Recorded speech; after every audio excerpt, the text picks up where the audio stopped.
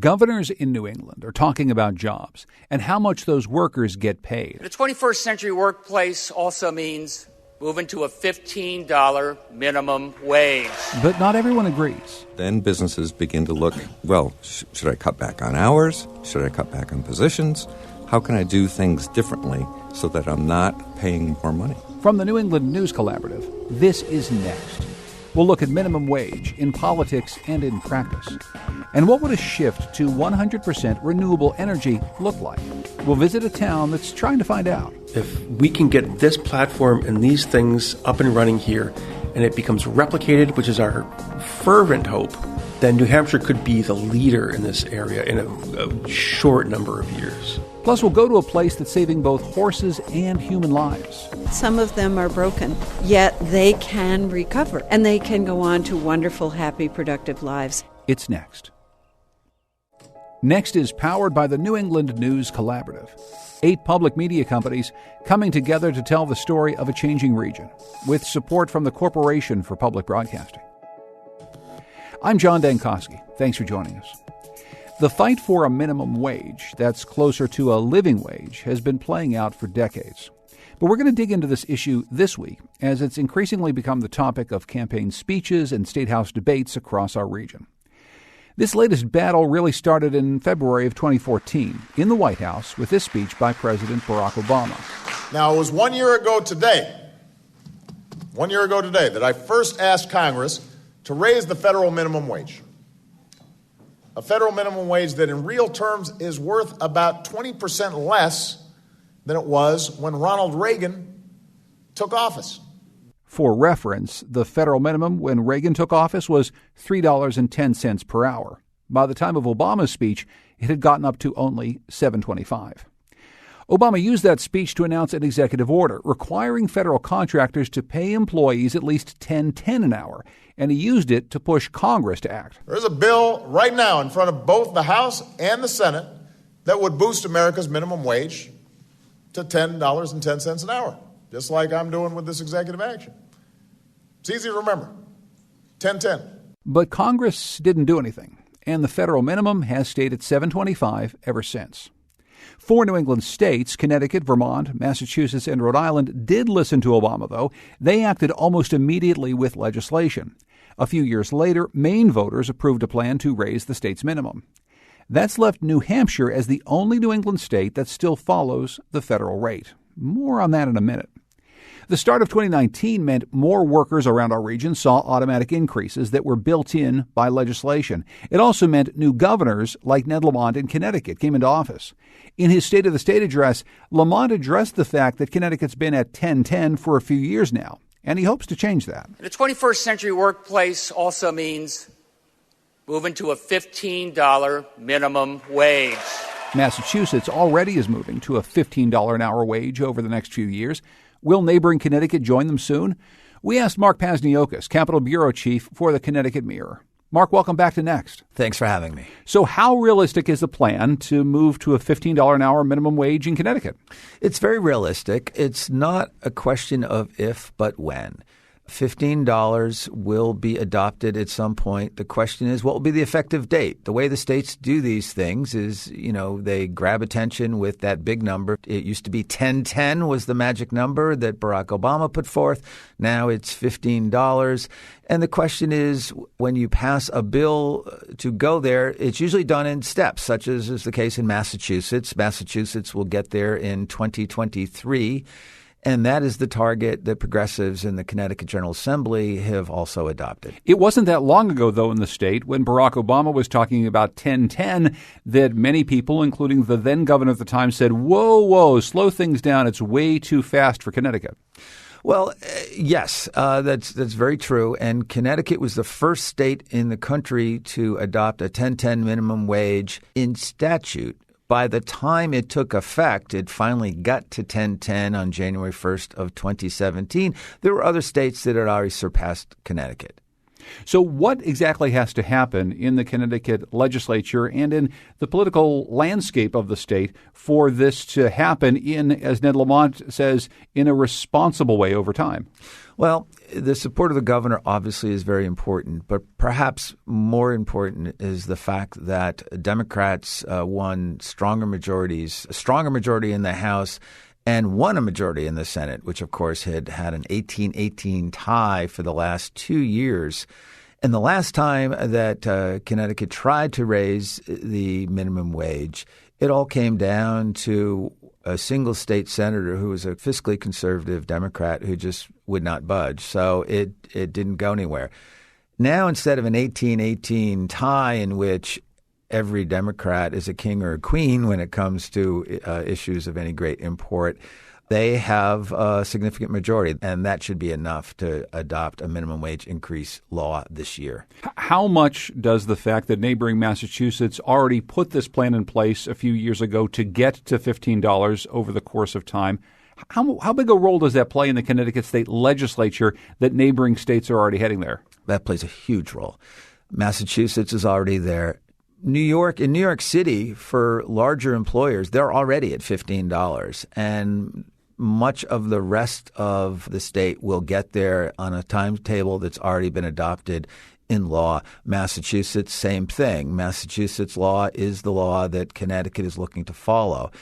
Rhode Island's a little bit behind. Their minimum wage is lower, and they do not have anything that's on the books that would get to 15 in coming years. But, New York, Massachusetts, those are reasonable benchmarks for Connecticut.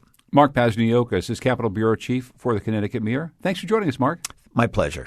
And Connecticut might not be the only state whose legislature will be looking at raising the minimum wage in 2019. Vermont's minimum is already tied to the Consumer Price Index, which means it goes up a little every year. Right now it stands at $10.78. Bills to raise the wage to $15 an hour have been vetoed by the state's Republican Governor Phil Scott, but this year the legislature has a strong Democratic majority and the chance to override any veto. Bob Kinzel, senior political reporter for VPR, joins us now. Bob, welcome back to Next. John, it's great to be here. Why don't you explain to us first how Vermont's minimum wage law came to be? When did it get set? Well, it really changed in 2006, and that's when the Vermont minimum wage was $7.25 an hour, and lawmakers passed a bill to index the wage rate in the future, and this was done in part to make it unnecessary for the legislature to address this issue every couple of years. A lot of lawmakers just got tired of dealing with it. So the index is the Consumer Price Index or 5%, whichever is smaller. So since 2006, the minimum wage in Vermont has gone up, roughly 20 cents an hour each year, although there was 1 year where it didn't go up at all. So in 2018, the rate had risen to $10.50 an hour. In 2019, with that index, it's $10.78 an hour. And a bill was just introduced this week that would increase the minimum wage to $15 an hour over a 5-year period and then would index the rate after 2024. So before we get to the chances for that bill, I want to go back to the law that you have right now. It's funny you bring up how lawmakers thought they handled this in the past because Governor Scott, Phil Scott, in a debate last year with the Democratic candidate for governor, Christine Hallquist, was asked about the minimum wage, asked about his view on it rising again perhaps to $15. And here's what he had to say. When I was in the Senate, we passed a minimum wage increase. I remember that distinctly. And I remember somebody getting up on the floor and saying, if we pass this minimum wage, if we increase the minimum wage right now with a cost of living increase, we'll never have to have this debate again. Well, here we are. We're having the debate again. So why are we having the debate again? Why a move to $15? Well, I think a lot of people feel that wages in Vermont have really stagnated over the last 10 or 20 years and that there should be a living wage. We hear that phrase a lot at the State House. And so some folks are looking at a living wage and thinking at the bare minimum it would be $15 an hour. I think some people feel it ought to be $18 or $20 an hour, but at least it's a start towards that concept of a living wage. What are the chances of a $15 an hour bill getting past this legislative session? I think the chances, John, are very, very good. There's strong support for it in the Senate. It easily passed in that chamber last year. It also passed in the House. Governor Phil Scott vetoed that bill. The Democrats were unable to override that veto. Now, one of the concerns that some members have with this new bill is that some people who currently receive state benefits, things like child care credits and other human service benefits, might find themselves ineligible for those programs with a higher minimum wage because now they're making too much money to qualify for these benefits. So this legislation addresses this concern by indexing these income benefit levels to inflation so that some people don't end up being in worse shape with a higher minimum wage. New Hampshire is going through this same debate right now, but on a different level. They still have the federal minimum wage of $7.25 an hour. I'm wondering how much people in Vermont think about or talk about what's happening across the river in New Hampshire, whether or not there's a consideration that they either need to be close to what New Hampshire's doing, or are they willing to go in a much different direction than a New Hampshire, which has traditionally not wanted to have any sort of a state minimum wage? Oh, I think you raised a very important point that the governor also raises, and a lot of lawmakers along the Connecticut River Valley would say, how can Vermont have a $15 minimum wage and New Hampshire is at $7.25? What is that going to do to businesses along the Connecticut River border? And that's another reason why the governor would say, let's defeat this legislation.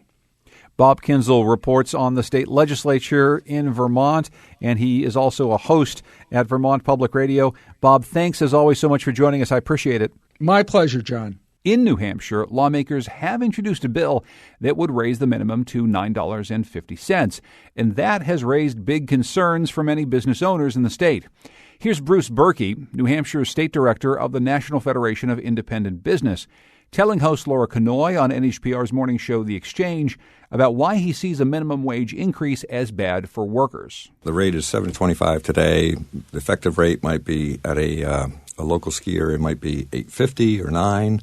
And so if it's raised to $12, then that person who was making $12 at that ski area and the parking lot attendant who had been at $8.50 is now making $12, then the person who had been making $12 before the increase is going to say, I want 13. Or 14 or 15. And all the way up the line, that's going to have an impact on that business's operating costs.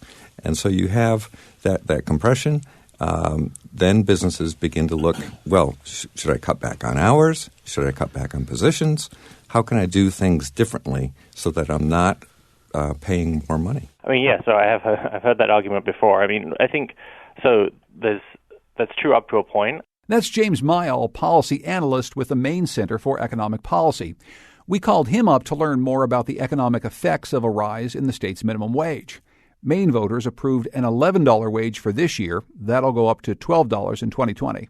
Actually, one of the good things about minimum wage increases is that it doesn't just help folks who are making minimum wage, because it does tend to lift wages just above the minimum wage. But that effect really tapers off pretty quickly. If your minimum wage was $7.25, folks who are making $8, $9, $10 an hour would expect to raise as well. But you're not going to get folks who are making $20 an hour or folks who are making $50 or $100 an hour. Those folks typically don't see wages increases as a result of the minimum wage. It's not the case that it increases wages across the board and doesn't sort of cause all business costs to go up. And as I say, sort of what we see is that businesses actually tend to recoup some of these increased labor costs through more money circulating in the economy and just sort of better performance out of their employees. His report showed that increasing the minimum wage had a big effect on the number of kids in poverty. So what we found is that between 2016 and 2017, about 10,000 Maine children were lifted out of poverty. And from all the different angles that we looked at, it seems like the minimum wage played a really big role in that. This increase in income for low-income Mainers was something that wasn't replicated at the regional level or at the national level. So it's something that was particular to Maine.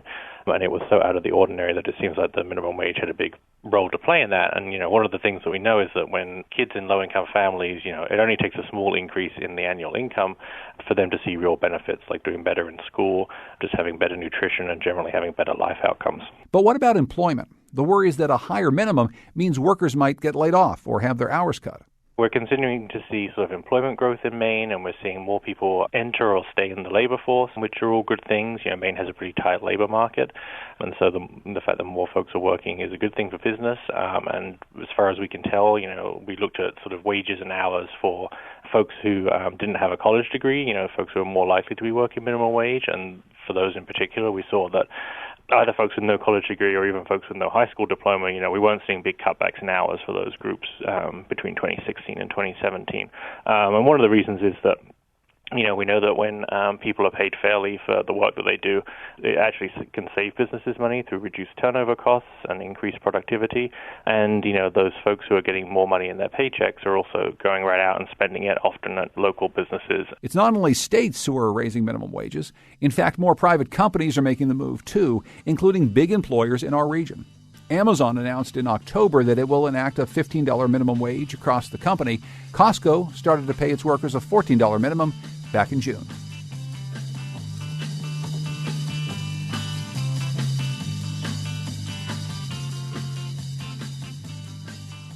One more piece of big news from this week. A federal judge has ruled that the Trump administration can't include a question about an individual's citizenship on the 2020 census. Back in April, we spoke with Sam Adler-Bell, a senior policy associate at the Century Foundation. He'd written an article for The Intercept about the dress rehearsal for the 2020 census that took place in Providence County, Rhode Island. He described to us the fear that many immigrant communities are currently living in and how this affects accurate counts on the census. We do know that we're in a particularly contentious political environment right now. I mean, that's obvious to us, but the Census Bureau itself has conducted qualitative research in immigrant communities about their willingness to fill out the census form. That was done in 2017, and they found unprecedentedly high fears, confusion. People are getting the message and giving the message to each other. If somebody knocks on your door, do not open the door. If somebody asks you to fill out a form, don't fill out that form. I mean, that's the message that the Census Bureau itself was hearing from immigrant communities, and that was before it was certain that the citizenship question was going to be on the form. One telling anecdote that I found in my reporting was that during that 2017 survey, an enumerator walked up to a group of mobile homes that were being occupied by Hispanic immigrant families. They knocked on the door. They could hear that there were people inside, but they didn't come to the door. They walked away, and they left some information at some different doors and decided, I'll go back and see. And when they came back, that mobile home was being driven away by the people who lived there. They literally drove their home away to avoid having to answer questions from a government official. The federal judge's ruling this week that the administration can't include the citizenship question on the census is just the start of a legal debate over the issue, with the potential of it getting all the way to the Supreme Court. Why does it matter if questions about citizenship are included on the census? Well, Sam Adler-Bell told us that every year there usually is an undercount in minority and immigrant communities, and a census that includes a question about citizenship status could exacerbate this problem. And the consequences of an undercount means that all of those communities are going to be underserved by, federal money that should be going to them at higher rates. And as well, they're going to be denied political representation they would get under the census otherwise. To hear our full conversation and find links to more reporting about this issue, go to nextnewengland.org. Coming up, we'll travel to a place that's saving both horses and humans. But first, the cost of going renewable. It's next.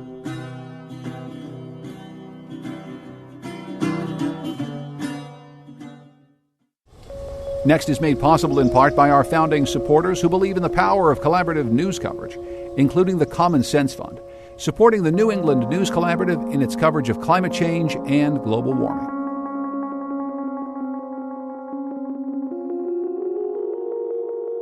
A recent boom in renewable energy around New England is unquestionably good for the region's greenhouse gas footprint, but it's meant a shift for early adopters who bank on the value of renewable energy credits. This market's been a bonanza for some utilities, but now with more renewables, these credits are dropping in value. VPR's John Dillon brings us the story of a small Vermont utility that's been caught up in this shift, and it's led to higher rates for customers. Think of renewable energy credits as one slice of a renewable project, but we're not talking about the actual electricity the solar or wind plant produces. I'll let Maria Fisher, an economics analyst with the State Department of Public Service, explain. When energy is generated by a renewable resource, it generates a megawatt hour of energy and then also an environmental attribute. And that environmental attribute is what we call a REC, or a renewable energy credit. Environmental attribute, remember that phrase. The fact those electrons are produced renewably without generating greenhouse gases, for example, has value itself in energy markets. Utilities in Massachusetts and Connecticut, where there's a big need for power but less ability to generate renewable energy, buy these credits. They use these environmental attributes to satisfy state requirements that a certain percentage of their energy portfolio come from greener sources. The credit sales have been a bonanza over the years for Washington Electric Co-op, a small member-owned utility based in East Montpelier. The co-op sells the credits from a wind project in Sheffield and landfill gas generators in Coventry. But the price for renewable energy credits, known as RECs, has dropped precipitously, and now the co-op's ratepayers will see the impact in their bills. It's a classic supply-demand situation. Patty Richards is the co-op's general manager. We have more supply in terms of wind projects, hydro projects, solar projects, anybody selling into the REC market. We have too much supply, and the demand has dropped off across New England. When the renewable credit market crashed, REC revenue for the utility declined by about $1 million from 2017 to 2018. That meant the co-op had to raise rates. Co-op members will see a nearly 5.5% rate increase starting in January. Richard says she hopes the market recovers, and that could happen if states like Massachusetts and Connecticut boost the renewable requirement for their utilities. But she worries what will happen if prices stay low. Well, I mean, it's definitely a concern. What it's going to translate into is rate increases. Because the more the REC prices stay low, the longer that sustains itself, then it will continue to put upward pressure on rates.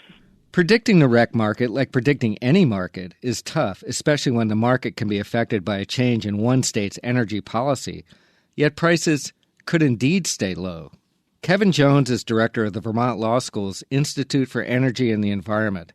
He says REC prices essentially are pegged to the cost difference between conventional generation, such as a natural gas-fired power plant, and the cost of a renewable resource, such as a wind turbine. The cost of generating those green, renewable electrons is declining. And while natural gas prices have stayed low, the cost of wind and solar has dropped dramatically in recent years. In addition, the larger states that are participating, both Mass and Connecticut, have done significant renewable procurements in recent years. That means even more supply and less demand for RECs. Vermont utilities and their ratepayers could feel the impact of this market upheaval. Maria Fisher, the analyst with the Department of Public Service, says REC prices have slumped from a high of around $60 a megawatt hour 5 years ago to a low of around $10. 100,000 RECs for supply that's sold at $60 brings in $6 million in a year. And now that it is down to $10, for example, that's $1 million. And so for a smaller utility, that's a very significant impact. There are upsides to all this. First, more renewable projects are being built, and that's good if you want to cut greenhouse gases. And second, Vermont law also requires utilities to meet renewable standards. And they can do that by buying RECs and, quote, retiring them. In other words, retaining those environmental attributes and not reselling them. Ed McNamara is Director of Energy Planning and Resources at the Department of Public Service. When they're selling it, they want the higher price. Retiring RECs for compliance, you want the lower price. So it depends on the position that each individual utility is at.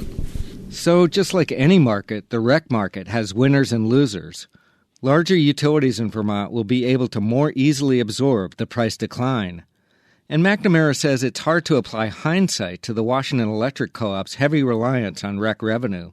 He points out the co-op's member owners supported renewable energy projects long before state mandates. And he says the co-op and its ratepayers benefited greatly in the years REC prices were high. For the New England News Collaborative, I'm John Dillon. In some parts of New England, this renewable energy boom is going even further. Towns are committing to transition to 100% renewable energy. Burlington, Vermont was the first city in the U.S. to get 100% of its energy from renewable sources. Others are following suit, including Hanover, New Hampshire. And there's a useful tool for places looking to make that transition. The Solutions Project has a vision for each state for what a switch to 100% renewables could look like. Stanford professor Mark Jacobson is the co-founder of the Solutions Project. We asked him to join us as part of our series, The Big Switch. Mark Jacobson, welcome to Next. Thanks for having me on the show. You specialize in developing roadmaps for transitioning to 100% clean, renewable energy. Could you talk first about some of the challenges for a town or a city or a state or even a whole country to make that kind of a transition? First of all, our plans are really to transition all energy. So that's electricity, transportation, heating, cooling, industry. First of all, to electrify everything and then provide that electricity with clean, renewable energy. So we developed plans for all 50 United States and for now 139 countries of the world and also for individual towns and cities.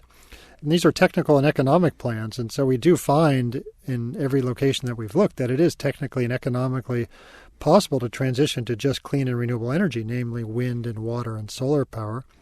But really getting the information to people is a different story. I mean, we really need people to understand what we've done and to know what is possible. We really need a transition rapidly, such as 80% conversion of everything worldwide within 12 years by 2030 and 100% no later than 2050, but ideally 2040 or 2045.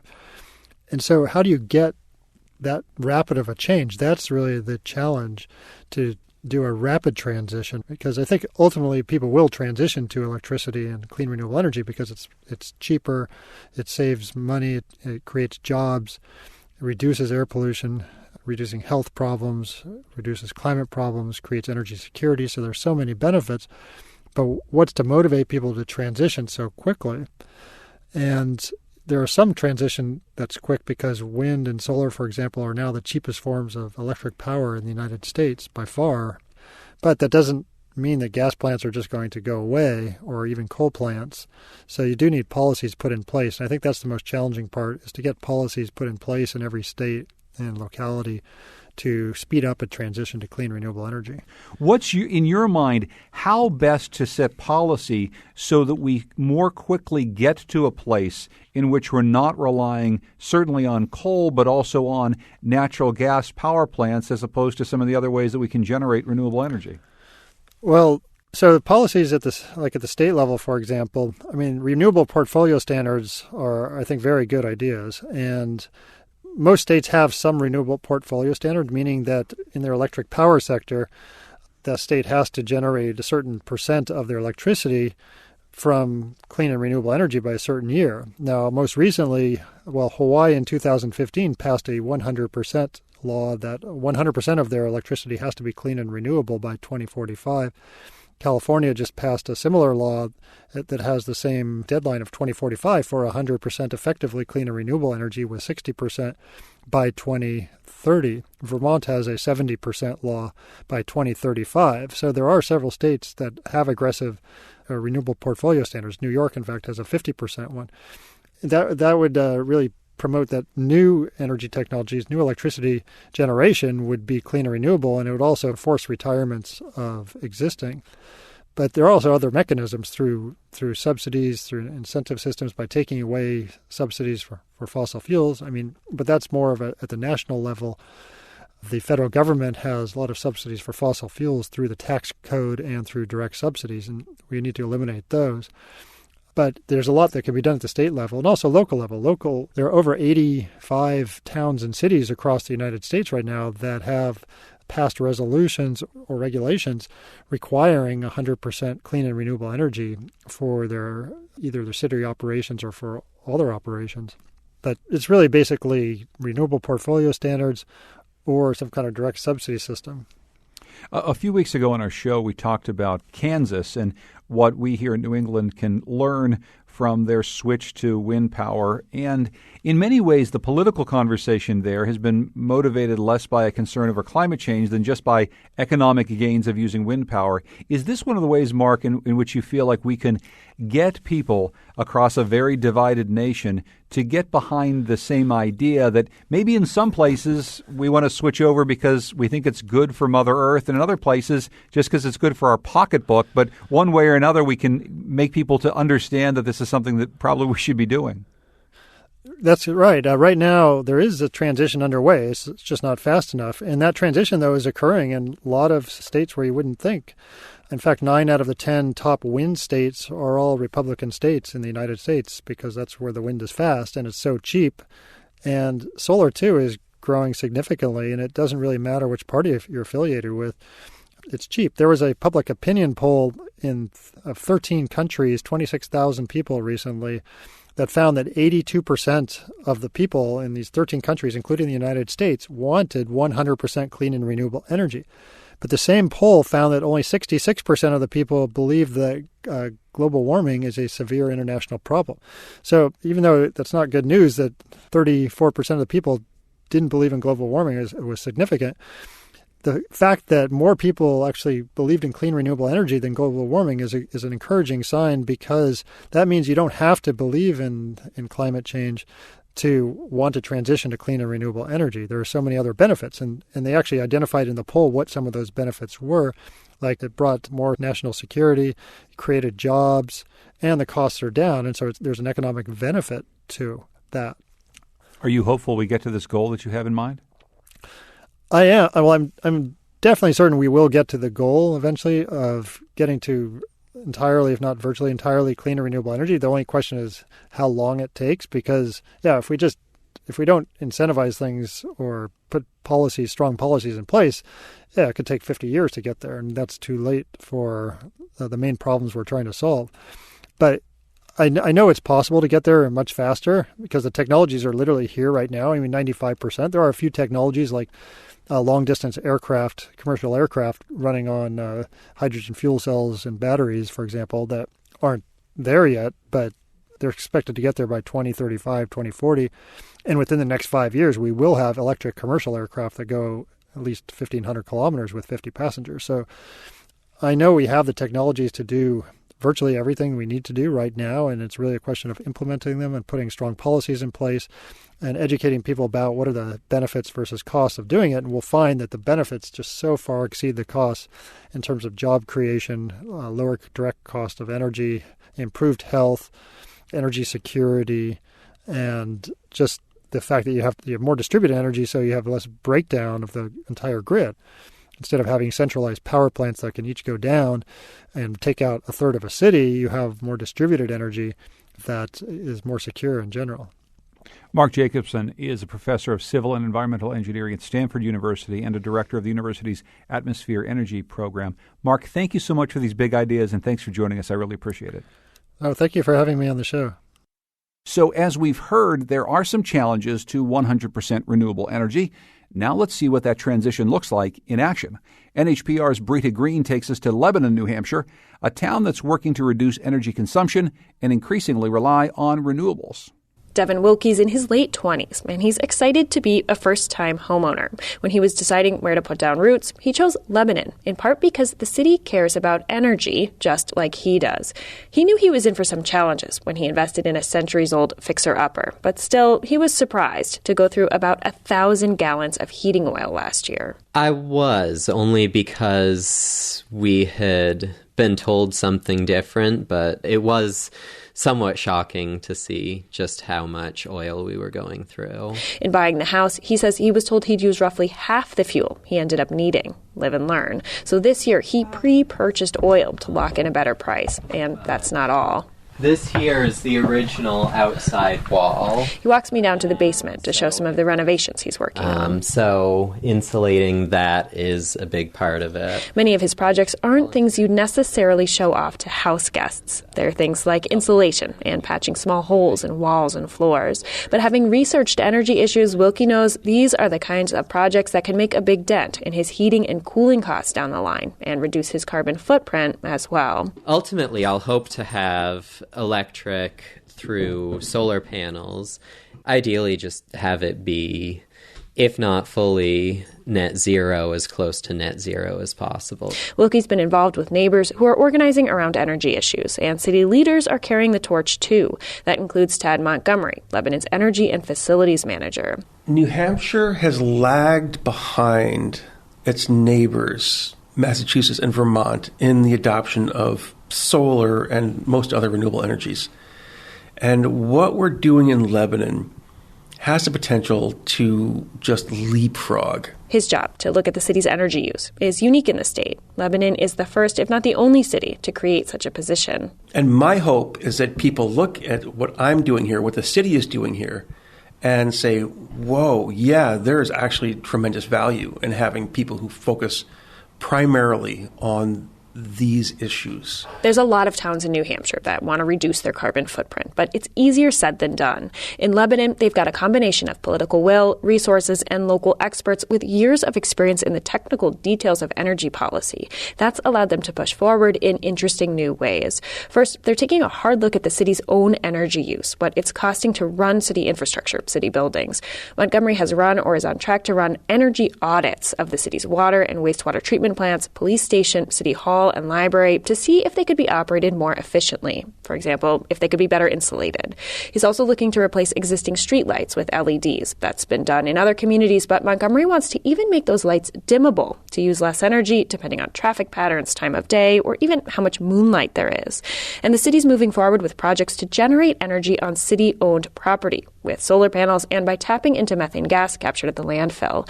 Over time, all these projects will essentially reduce the amount of public money getting spent on energy. But there are other things in the works that are even more innovative and could offer a more direct savings to residents. A critical one is called Lebanon Community Power. One of the objectives of Lebanon Community Power is to create a platform in which people, businesses, organizations can buy and sell energy.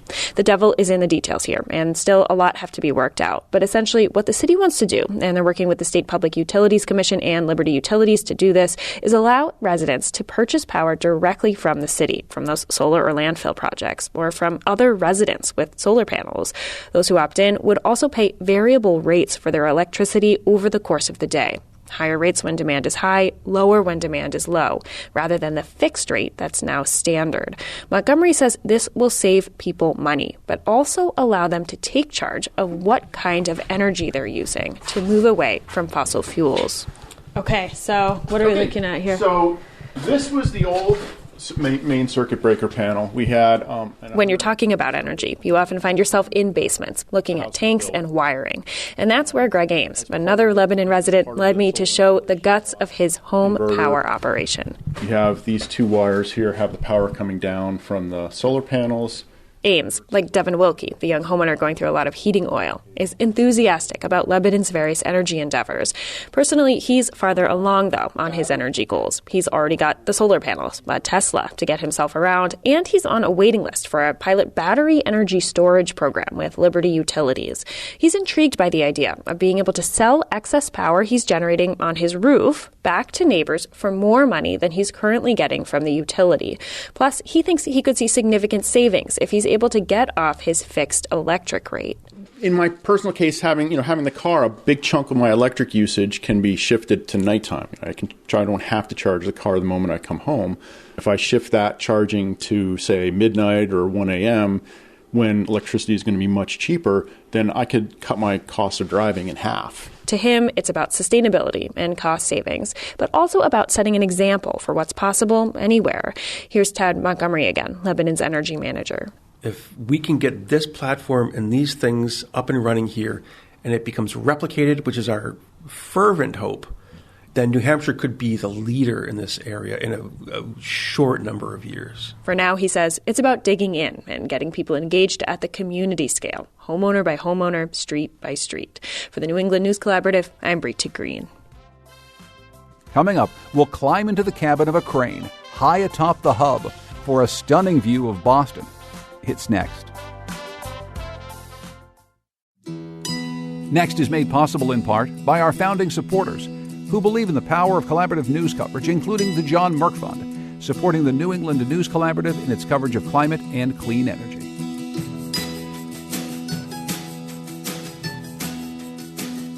New England's largest horse rescue in Windham, Maine, began offering sanctuary to carriage horses way back in 1872. Since then, the Maine State Society for the Protection of Animals has been working hard to rehabilitate as many horses as possible. And as Susan Sharon of Maine Public Radio reports, the nonprofit has been getting help from a devoted group of volunteers, inmates from the women's prison across the street. Whoop, coming through. Hello, Molly. Hello, Eddie. The 40 or so abused and neglected horses and the women who've been sentenced to the Maine Correctional Center share something in common, says Maris Bickford, the chief executive officer of the MSSPA. Some of them are broken, yet they can recover and they can be rehabilitated and they can go on to wonderful, happy, productive lives. This past summer, for example, Bickford says law enforcement officers in western Maine seized 4 horses that were in terrible condition. One required emergency medical attention.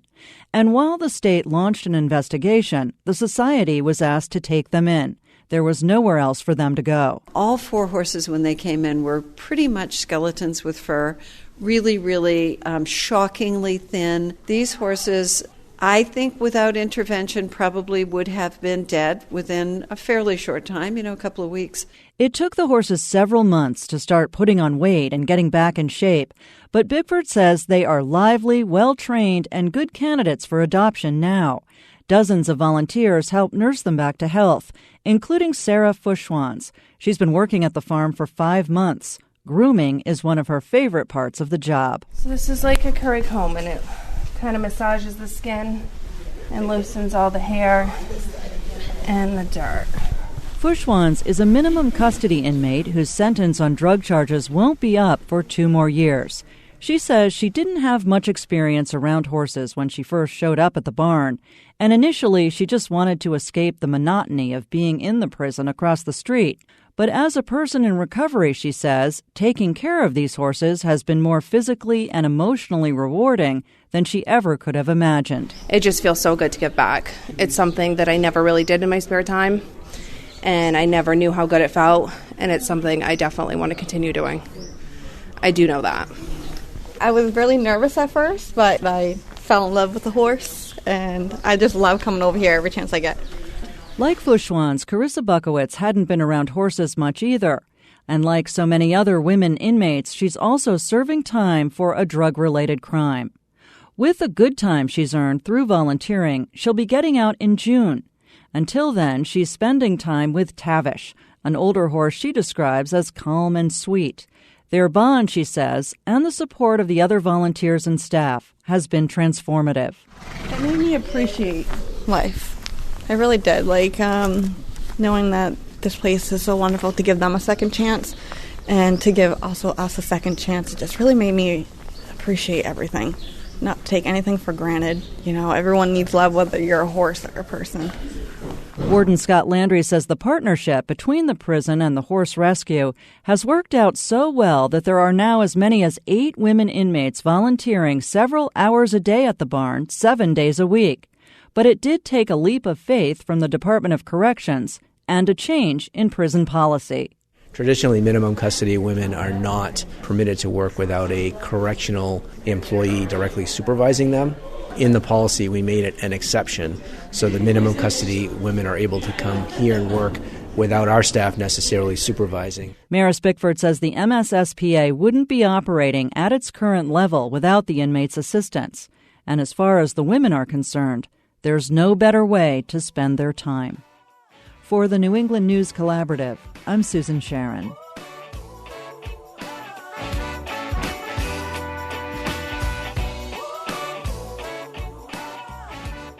At the height of the Boston skyline, there's a job site where workers are nearing completion on the third tallest building in the city. But standing even higher than that building is a crane, whose operator is responsible for lifting materials to the building's 61 floors. WBUR's Simone Rios journeyed to this highest vista in the city of Boston to introduce us to the crane operator and his perch. It's just after 6 o'clock on a recent workday morning, and it's a blistering 17 degrees on the thermometer. I'm standing among 24 workers, huddled in hoodies and hard hats in the pre-dawn dark, waiting to take a service elevator up the side of the building. I'm headed up to 61, the highest floor in the towering new luxury development known as One Dalton. Hi, I'm Brett. Hey, Simone, how are you? Nice to meet you, Simone. Good to meet you, too. At the top, I meet Brett St. Germain, a crane operator who's been on this job for the past 2.5 years. I'm hoping to see the crane in action, but St. Germain says this morning's high winds could be an obstacle. I have an alarm system. At 31 miles an hour, I get a yellow alert, and at 44 miles an hour, it tells me to shut that crane off. Because then you can have mechanical failure. There's not a risk of it toppling or anything. No, they say it'll withstand 100 miles an hour before it will physically blow over. With no hurricanes in sight, we head toward the crane. So just how does one get into the cab of a crane more than 800 feet off the ground? At the very top of One Dalton, there's an aluminum catwalk about the size and heft of an extension ladder jutting out into the void. It's a bridge to the crane. The handrails are made of pine lumber, and the sides are just blue plastic mesh draped over the rails. Before we step out, I turn to WBUR photographer Jesse Costa. Afraid of heights, man? Yeah, a little bit. I look down off the side of the bridge, 61 stories of space between me and the street, then decide it's better to keep my eyes focused ahead. On the other side, we're still more than 80 feet below the crane's cab. We hulk over the steel tubing into the center of the tower and start climbing up the first of 5 ladders, each taking us 16.5 feet higher. The air feels thinner up here. I'm so winded, I stop to rest after each level.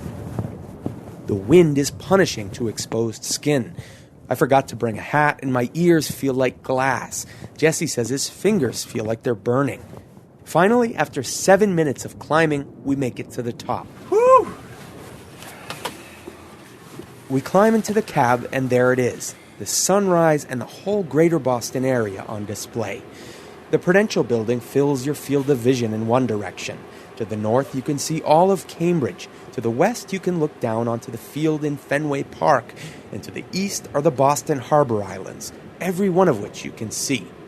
For Brett St. Germain, who's been running cranes for 40 years, it's all in a day's work. Like, soon as it seems dull and mundane that you see the same thing every day, you'll see a morning where you'll see a sunrise or something that's unbelievable, you know what I mean? Or some of the storms that come through, and I get the bird's eye view for it. St. Germain takes out his phone to show a photo of the crane's boom, lit up in green and touching the moon. Someone caught the moon at the perfect angle, so it looks like my boom is touching. So I texted my friends, I reached the moon, you know, I touched the moon. I asked St. Germain if he feels a sense of ownership when looking at the buildings he's worked on over the years. Yes, and my wife will make fun of me if I say, point out a particular building. I built that. She's like, yeah, all by yourself. Yep, all by yourself. 4 years after breaking ground, One Dalton builder Suffolk Construction says the building is nearing completion. The Four Seasons Hotel on the lower floors is expected to open in April, followed by luxury condominiums. At this stage, St. Germain is nearly finished, hoisting the 12-foot glass windows that serve as the building's exterior walls. He lifts the glass with the crane and places it so workers can position the panels into their frames. But the giant glass rectangles can act like kites. This morning, it's too windy. It's a slow morning for the crane operator. But finally, a foreman radios in with a request for the crane. Morning, Brett. Morning, Chris. Just got a bag and a buggy, you know what I'm saying? 10-4. I actually have to do some work. The whole city seems to turn beneath him as St. Germain rotates the crane to pick up a bin of construction debris. As the workday gets underway, I start to climb back down 6 stories, a trip St. Germain has made thousands of times on this and other sites. And tomorrow morning, he'll be up again at 3:30, hoping to get ahead of the traffic on his way to the top of Boston. For the New England News Collaborative, I'm Simon Rios. You should really go to nextnewengland.org to see pictures by WBUR's Jesse Costa. It's quite a sight. You can find our show wherever you get your podcasts. Just search Next New England. If you like what you hear, be sure to rate and review us on iTunes. And you can follow Next on Facebook and Twitter at Next New England. Next is produced by Lily Tyson. The executive producer is Katie Tolarski. Our digital producer is Carlos Mejia. And we had help this week from Ryan Roberts. Special thanks to Ellen Grimm and Laura Canoy of NHPR's The Exchange. Our theme music is by composer Todd Merrill. You can hear more of his music at toddmerrill.com. Thanks also to Goodnight Blue Moon for their song New England. The New England News Collaborative is funded in part by the Corporation for Public Broadcasting, with support from Douglas Stone and Mary Schwab Stone through the Smart Family Foundation of New York and the Melville Charitable Trust. It's powered by WBUR Boston, Vermont Public Radio, New Hampshire Public Radio, Maine Public Radio, The Publics Radio, WSHU Public Radio Group, New England Public Radio, and Connecticut Public Radio.